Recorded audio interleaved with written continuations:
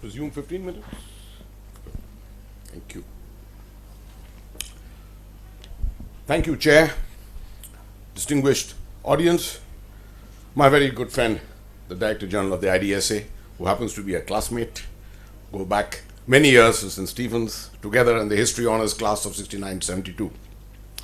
The next 15 minutes or so, you would expect, my subject of course is charting a narrative for Kashmir. You would expect me to probably talk a lot on the military aspects, how exactly the military situation, etc. is, but I'm not going to do anything of that. I'm going to first of all start off by complimenting Dr. Frank this morning, who I think made this job, my job, much simpler. And thereafter, subsequently, Dr. Kumar, whose last slide also made it again even more simpler. The fact remains that when we are in the kind of conflict that we are looking at in Kashmir or anywhere, for that matter, in terms of terrorism, is a hybrid conflict. It's not conventional conflict. It's got domains and domains and domains within the spectrum which can be exploited in different ways.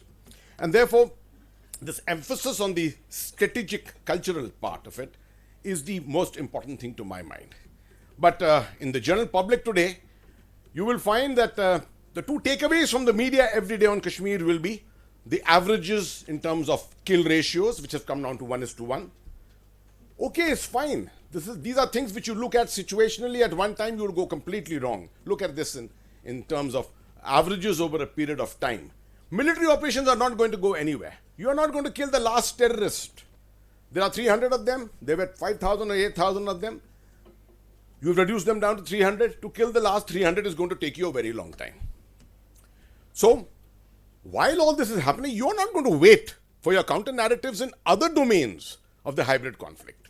And those are the domains that are of great importance, of which the public never comes to know. Intellectuals do not talk. It's only here that once in a while we get an opportunity to talk about it. What should concern us is the other constituents, as I just brought out. The political and the people's dimension. That's what dominates this complete conflict. That is where narratives are created.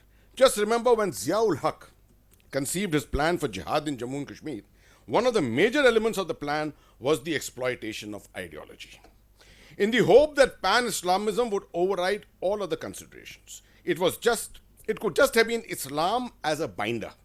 But Pakistan instead employed the most radical strain of Islam due to well-known reasons. That strategy was a hangover from the Islamic jihad of the Afghanistan time through the 90s, which was fought, and was considered an ideal binder of an Islamic population. However, Kashmir's Islam is different, as Mr. Sahai will tell you subsequently.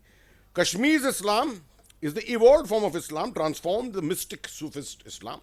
It has taken approximately 20 to 22 years of deliberate effort on the part of Pakistan and other agencies, with much financial backing and transplantation of a full clergy, that Kashmir's faith has almost been changed from Sufist to almost Sunni Wahhabi. It happened under our nose, right under our nose it happened. And the reason for it is because we have no idea about religion, we have no idea about faith. Our refusal to study the cultural terrain is the reason which it is responsible for our discomfort today. And you can even extend this to the fact that we always considered in 1990 the exodus of the Kashmiri Pandits to be something political, not realizing how ideological it was. Also, what a major ideological link there was to that entire event. So weaved around this larger issue of pan-Islamism is Pakistan's narrative, which has been characterized by 4 or 5 things. Firstly, the creation of a pan-Islamic identity, the extermination of the local minority, just the Kashmiri Pandits, as their presence would have meant non-attainment of the radical Islamic Brotherhood, evolving the mosque as the center of the clarion call to create alienation towards other faiths and towards mainstream India, and making the mosque the center of vigilantism of its own kind. Introducing the Intifada model, the supposed non-violent way of fighting a superior adversary. The stone was adopted by the separatists as the symbol of non-violent resistance. So all this has led to a few trends which have been adopted in the Kashmir narrative at the behest of the deep state of Pakistan. Firstly, to support classical terror operations, they've got in for the Fidain type of operations to give impetus to other operations like the ambush and things like that. Street turbulence has been brought in as a norm, and street turbulence in a manner to draw the ire of the security forces, so that a level of desperation is reached. And that is why you found the kind of 100 casualties taking place last year, 100 fatal casualties, 117 of them in 2010. The fear of death among young Kashmiris seems to have virtually disappeared. But what is interesting is at the same time, you have never had a case of suicide bombing in Kashmir. 3 cases only. 2 at the gates of Badami Bagh and 1 in 2004 on the road to Patan. Otherwise, you've never had suicide bombing in Kashmir, and yet you find young Kashmiris today are not afraid of dying.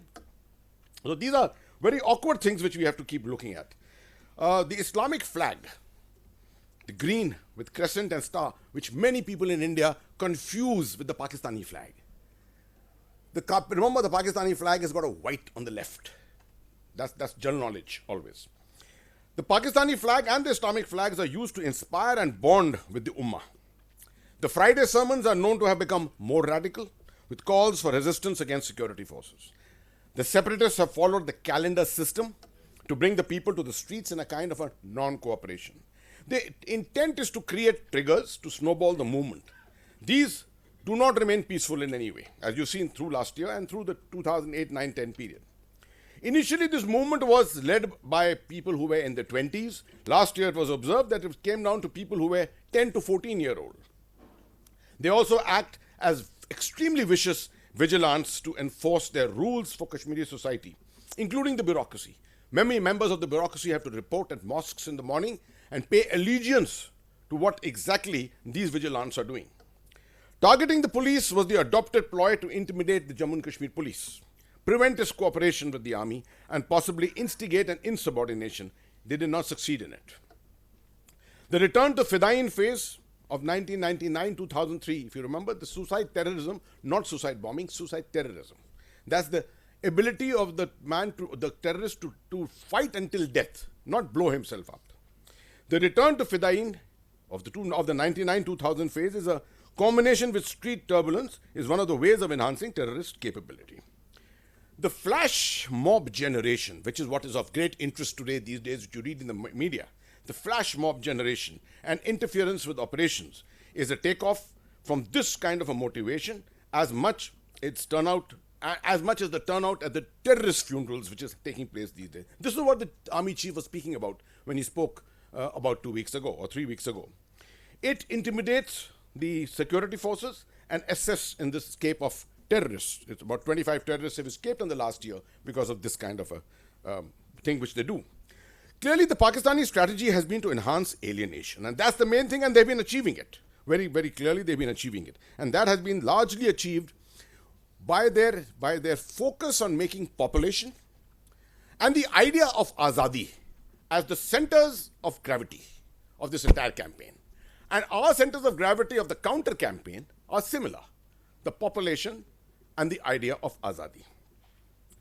Now, a counter narrative, you must remember, is an argument. That's an argument basically that disputes a commonly held belief. Now, all that I've spoken so far are commonly held beliefs, or commonly held ideas of carrying forward this movement. Now, if you have to build a counter narrative to it, then you have to make sure that these beliefs are diluted. How do you do that?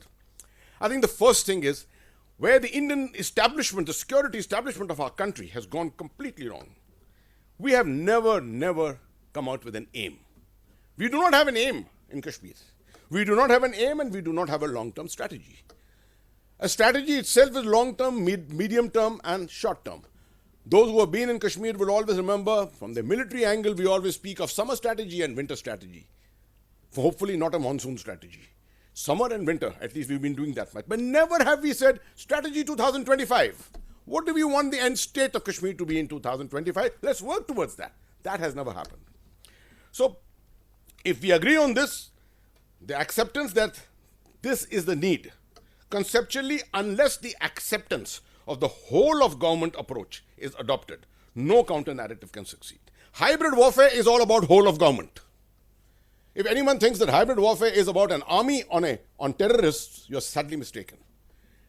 The military domain is a subset of this entire thing. There are domains and domains in the spectrum which are exploited. So, the change of mindset is the first and most important thing, and counter-terrorist operations go well beyond the military domain. That is the understanding. Then you have to come down to the control of the mosque, the Maulvis, the clergy, that is, the finances they receive, internally or from external sources, and all this combination you have to look at to attempt to try and depoliticize the mosque system in the valley. In the face of very vicious vigilantism, it is difficult to directly engage with the youth. Extremely difficult. I was in direct engagement with youth as a corps commander, I remember, but 6 years later today, I think it's an extremely dangerous situation to be able to do directly with them. There is a need for diversions, but this cannot be restricted to one-off events. Sports events are a great diversion. Music festivals are great diversion, but these things don't happen in the valley. It's most difficult to make them happen. This is where you have to see how do you make this happen. The integration of madrasas into the curriculum, sports activities and National Day events. I remember that my first visit to a madrasa in Kashmir, I was so afraid that day. I didn't know how to deal with the situation because I didn't know anything about a madrasa. And that's exactly what most of us face, that problem. How do you deal with these institutions of which we know so little? It's only after I made my first visit that I realized the most important thing was to ensure that we introduce sports, if nothing else, in this institution.